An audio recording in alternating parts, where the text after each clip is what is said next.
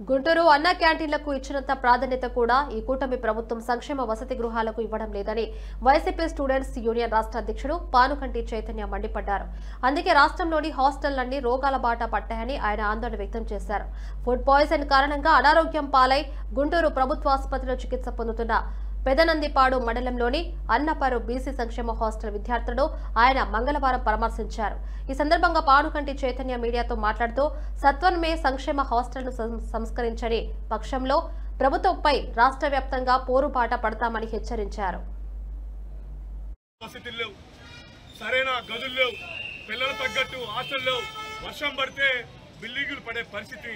ఈరోజు మనం చూసుకున్నట్టు రాష్ట్ర వ్యాప్తంగా సంక్షేమ హాస్టల్లో ఈరోజు పదే పదే బీసీ మంత్రి మాట్లాడుతూ ఉంది. సంక్షేమ హాస్టల్ మంత్రి మాట్లాడుతూ ఉన్నాడు, కూటమి ప్రభుత్వం అధికారంలోకి వచ్చిన తర్వాత మేము 100 కోట్ల రూపాయలు మేము సంక్షేమ హాస్టల్కి సమకూర్చామని.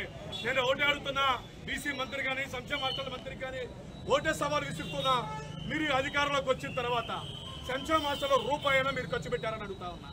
ఈరోజు మరమ్మతుల కోసం సుమారు 100 కోట్లు ఖర్చు పెట్టారని చెప్పేసి